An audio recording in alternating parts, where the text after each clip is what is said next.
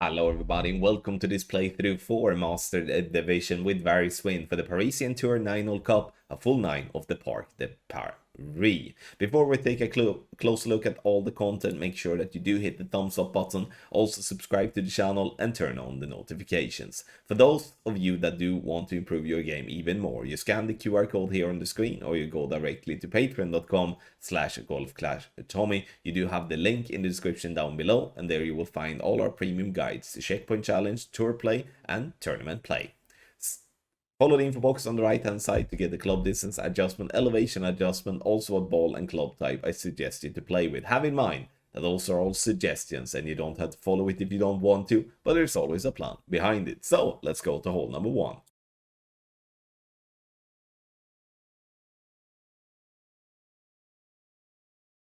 Hole number 1. There are different ways of playing this par 4. You can either go on the right side, you can go straight forward, you can even go on the left side. And if it is a nice tailwind, then we can actually send it to be on the green. So many different ways of playing it, but I would say the default way to go has always been to go on the right hand side. Here we're just max plus 10. If it is a headwind, then we play with an Apocalypse. If it is a crosswind or a tailwind, you can decide to play with the Rock.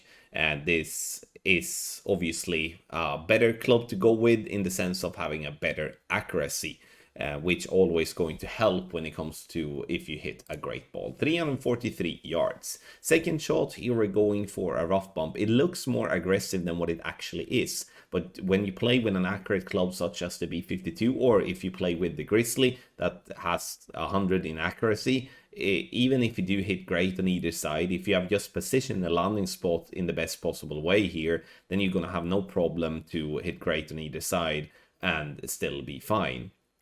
No elevation on the second shot, and we are here going to use the fringe check that you saw me doing in the beginning as our reference. Now, the fringe check or the pin check or landing position, regardless what check you're doing, is going to differ depending on what type of wind direction you have. Now, this is working this time, but it might need a little change if the wind angle is different. Dropping dead center for the eagle here on hole number 1.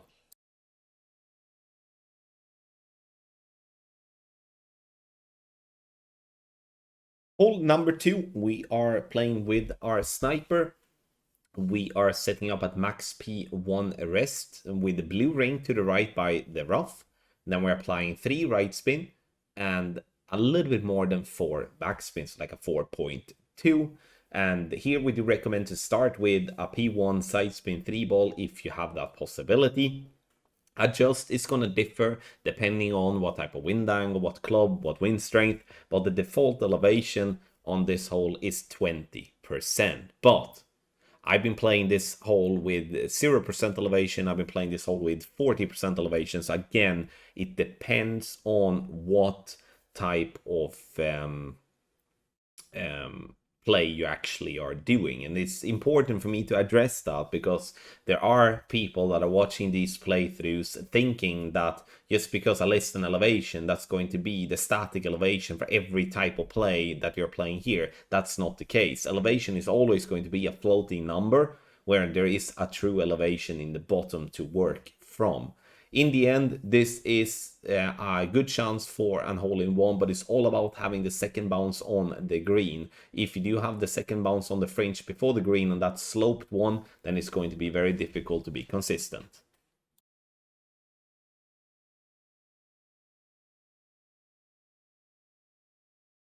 For hole number 3, this is a hole that I do truly enjoy with this pin location. And the reason for that is that there is a nice funnel on the green that makes the second shot to be miles easier than if we would be having the new hole location, for an example.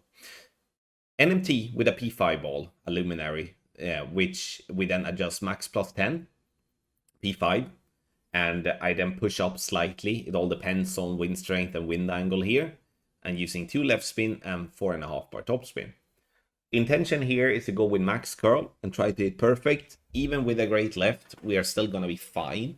So we want to bounce on the fairway and get ourselves up the fairway and stay before the rough. I mean, everything sounds obviously very simple. It is tricky, but it is not it is not as hard.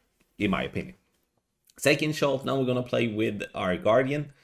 We are doing either a pin check or any type of other check, using max backspin and some left spin. And now it's all about the landing spot here, because the landing spot is going to allow you to get into the funnel.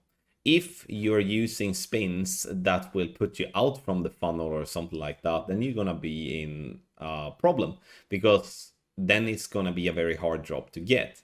But you're going to see your opponents drop this shot with a great right and a great left if they are positioned correctly in the funnel.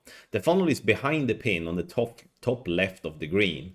So again, it's all about getting to that spot, and you can get there in many different ways.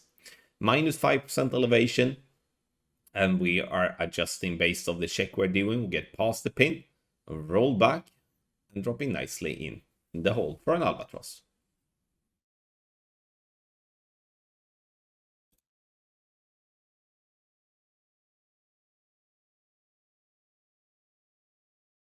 I just want to display first and foremost the setup that you will see the drop for. And the blue ring by the rough line at min P0 line, pack the sniper to easily find min line. Now, you're just seeing this as a replay for the setup itself. You can see me adjusting the wrong way, but this is for the shot that you will see, because this is an old guide shot, and I just wanted to display this one without the replay glitch. You can see after the adjustment I'm swapping to a P2 ball, and that's the problem with this type of shot, because now look, with the old replays we had in the game, it did not really locate the ball swaps, so that's why it looks messy. I'm starting with a sniper. So this is the shot that you will see the drop with, and here I'm starting at min P0 line with my quarterback and a P0 ball. Once I've done the adjustment, I can then swap to any P0 to P2, side spin 4+, win 0 ball, win 5 ball if I so like, or I stay with the ball that I do have from start if I do have the stats on that P0 ball. Adjust min, and then we are using circle break right curl here. Perfect ball it is. We bounce on the fairway, up onto the green, and we are dropping nicely in the hole 4 and hole in 1. Now, I could maybe have located a different type of replay, but I don't really have that many on this hole, unfortunately. That's why I wanted to do this little weird recording. So hopefully it makes sense. If you do have a tailwind, you can decide to play with a sniper instead, because then playing with a driver is going to put you at min club. So a lot to think about on this par 3, but no matter what though, should always be a simple birdie with a good chance for an hole in 1. Take your game to the next level with our ultimate tournament text guide for the Parisian Tour 9-hole Cup Expert and Master Division. Play free to play, or play with paid balls, or a mix, and get yourself easily to the final round. And there, whilst you are in the final round, you can fight for the top spot as well. We are the only place where you can find premium guides for all game modes in the game. Checkpoint Challenge, Tour Play guides, and then tournament guides. So make sure to scan the QR code here on the screen, or you use the link patreon.com/golfclashtommy that you can find in the description down below.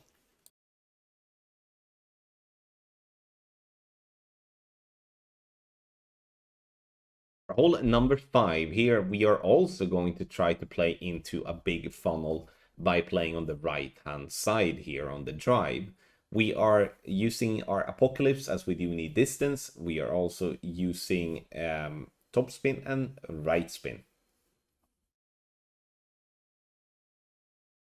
Adjust, we're gonna go max plus a 10 P3 number. So even if we pull into overpower, we shall use that amount of overpower. If you do want to have a slower needle, then you can swap to a P4 or a P5 ball. Now, this is maybe a bit of a sloppy drive and not really a drive that I would, stand by that, oh, can't you do better, Tommy? Yeah, I should be able to do better. But for the purpose of this playthrough, we do want to get this ball down the right-hand side to get into this situation. Now I'm using the Falcon. You can use the Thorn as well if you would like. Doing a frame check there in the back. And now it's all about finding this massive funnel. If you would be wiggling left and right here, you will see that the ball guideline will have a massive sticky which we call a funnel. Now it's all about finding that spot, so to be in it. And you can see here now that even if I'm moving left or right, I will still be in it in terms of if you look at the tip of my ball guideline. It's all about, for me here, finding a straight ball guideline to hole, being into the funnel. The reason I don't like to have a curved ball guideline is that I will then be more inclined to miss left, and it will be more dependent on speed. If we do have a straight ball guideline, the speed is not going to be that big of a deal, as it's always going to have a straight line towards the pin. 10% elevation, we roll up the green, and we're into the funnel and dropping easily for an eagle.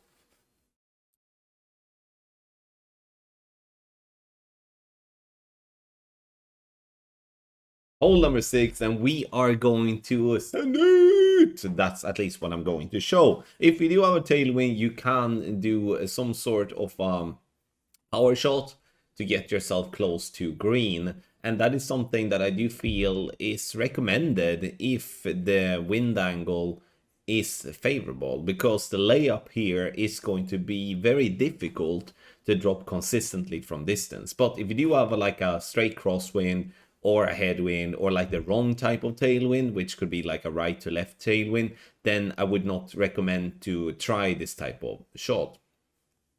All the hook or slice or whatever it's called, together with some topspin and right spin, and the intention here is to bounce, bounce, roll, and if you're lucky, you can be on the green. Obviously, I'm not naive thinking that this is going to be a shot that always going to be where we are there, but the fact that that is a chance is going to open up for us to have a nice and sweet way for the albatross. But you need to have in mind that the rough and the sand is most definitely in play, and the water is in play as well, because if you're misadjusting the drive or putting yourself in the wrong place, and then you have the water in play. So it's a risky shot, but it's a calculated risk in my opinion, because the layup is a very difficult one.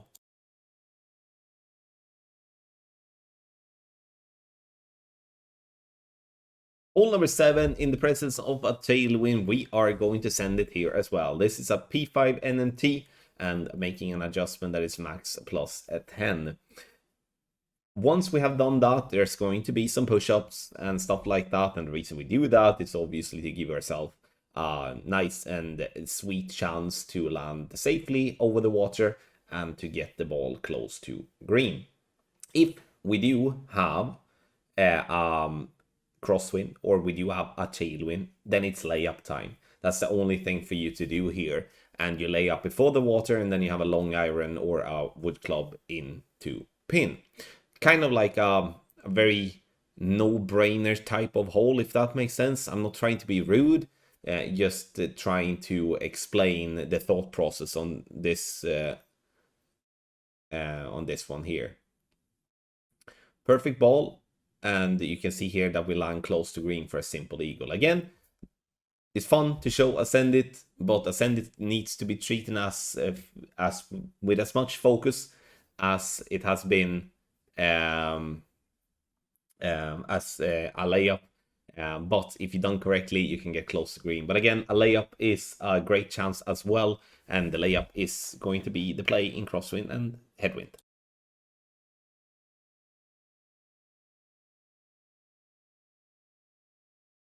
For hole number 8, in headwind, we are playing with a driver, and that we do with a red ring by the rough line. And we are setting 2 left spin and 4.5 bar backspin with our quarterback. We adjust from min lines, we're using min numbers.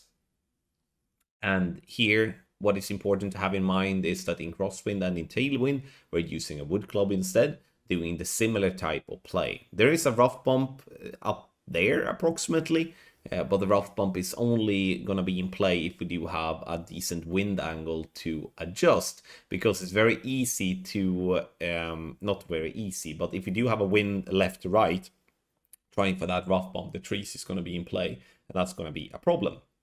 Ball gets up nicely, dropping dead center for the hole-in-one here on hole 8.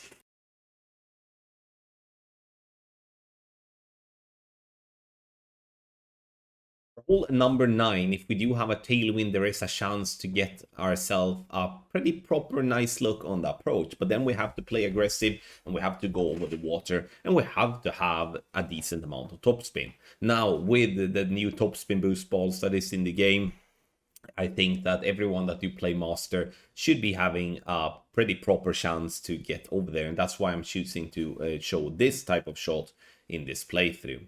If you do not have the possibility to do this type of play, then you will have to, if so, lay up on the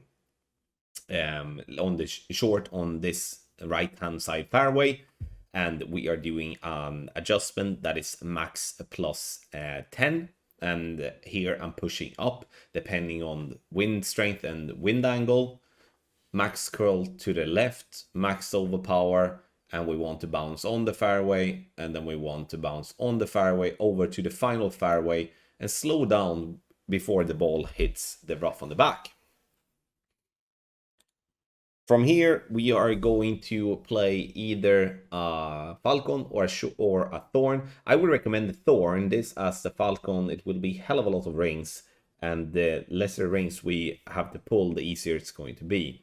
This is by no means an easy drop, and the reason I want to kind of say that is because you can see where we are bouncing. We're bouncing on a very high upslope, or it's a tough one, and the intention here now is to adjust with 20% elevation, and we do hit perfect.